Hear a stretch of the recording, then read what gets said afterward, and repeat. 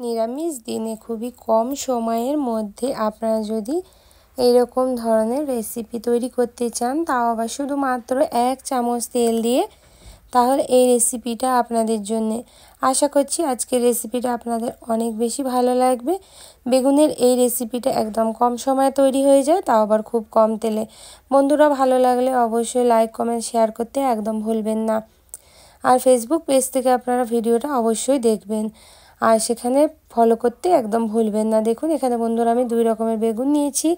আপনাদের কাছে যেমন বেগুন থাকবে আপনারা সেই বেগুনটা দিয়ে কিন্তু এটা তৈরি করে নিতে পারেন। আজ আমি একটাই এরকম ধরনের বেগুন পেয়েছি, আর বাকি এই বেগুনগুলোই ব্যবহার করেছি।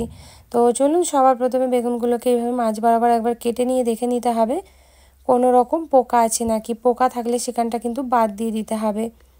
দেখুন বেগুনটা কিন্তু খুব বেশি কচি, খুবই সুন্দর, তাই অবশ্যই আপনারা এরকম করে একবার তৈরি করে দেখবেন।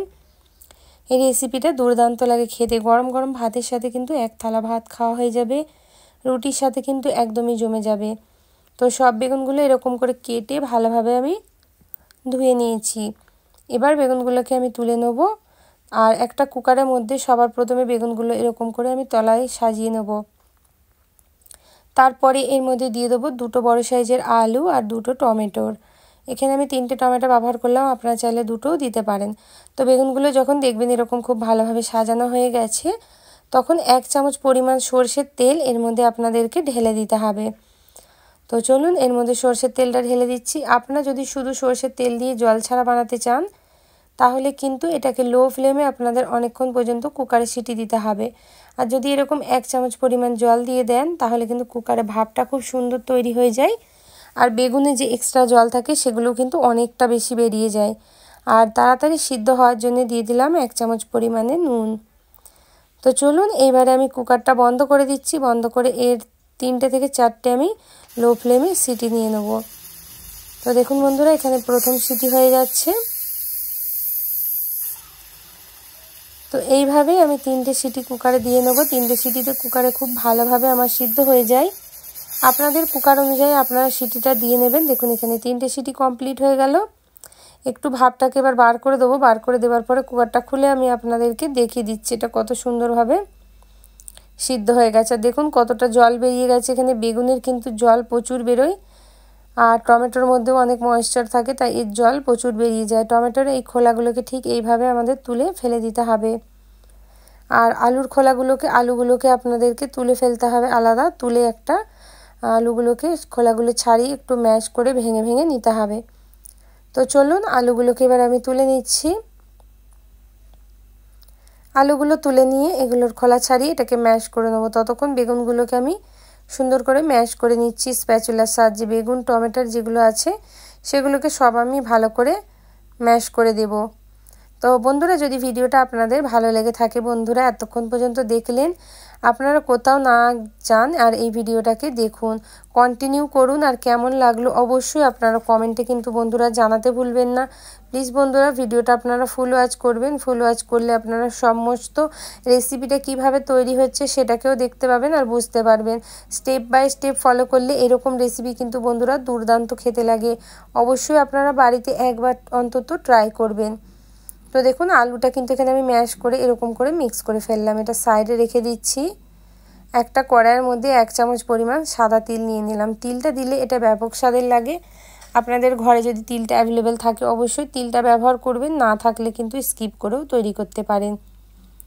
তিলটা দেখুন মোটামুটি এবার ভাজা ভাজা হয়ে গেছে। তিলটাকে এবার আমি আলাদা তুলে নেব। শুকনো খোলাতে এভাবে কিন্তু তিলটাকে একটু রোস্ট করে নেবেন, কাঁচা তিল ব্যবহার করবেন না। এবার এই কড়াইয়ের মধ্যে 1 চামচ পরিমাণ আবার তেল দিয়ে দিচ্ছি। বন্ধুরা তেলটা যে গরম হবে 1 চামচ পরিমাণ কালো জিরে আর 1/2 চামচ পরিমাণে হিং দিয়ে দিতে হবে। এই দুটোকে ভালোভাবে ভাজা ভাজা করে ফেলতে হবে। আর হালকা গ্যাসে এগুলোকে ভাজা ভাজা করে নেওয়ার পরে এর মধ্যে যেই বেগুন আর আলুগুলোকে আমরা ম্যাশ করে রেখেছিলাম সেইগুলো কিন্তু পুরো এর মধ্যে ঢেলে দিতে হবে। ঢেলে এটাকে প্রায় 1 মিনিটের কাছাকাছি আপনাদেরকে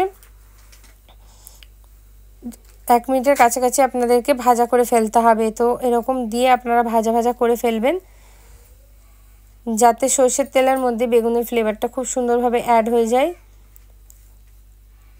আর একটু কালারের জন্য আর ফ্লেভারের জন্য এবার আমি এর মধ্যে হলুদ গুঁড়োটা ব্যবহার করব। হলুদ গুঁড়োটা আপনারা সিদ্ধ করার টাইমেও দিতে পারেন, আর যদি না দেন তাহলে এই সময় অবশ্যই হলুদ গুঁড়ো ব্যবহারটা করে নেবেন। তো দেখুন ছোট চামচের 1 চামচ পরিমাণ হলুদ গুঁড়ো দিয়ে দিয়েছি, সাথে আমি এখানে দিয়ে দেবো স্বাদ অনুযায়ী নুন। কেন কি প্রথমেও আমরা নুনটা ব্যবহার করেছিলাম, তাই টেস্ট অনুসারে নুনটা অবশ্যই এখানে দিয়ে দেবেন। দিয়ে এগুলোকে ভাজা ভাজা করে ফেলতে হবে আরও 1 মিনিটের প্রায় কাছাকাছি। দিয়ে এগুলোকে ঠিক এইভাবে নাড়াচাড়া করে একটু ভাজা ভাজা করতে হবে, যতক্ষণ আর এক্সট্রা এর মধ্যে যে ময়েশ্চার জলটা আছে সেটা যাতে শুকিয়ে যায় ততক্ষণ আপনাদের এটাকে ভাজতে হবে। আর ঝালের জন্য দিয়ে দিলাম কাঁচা লঙ্কা। আপনারা চাইলে শুকনো লঙ্কাকে শুকনো খোলায় ভেজে গুঁড়ো করে ওটা ব্যবহার করতে পারেন।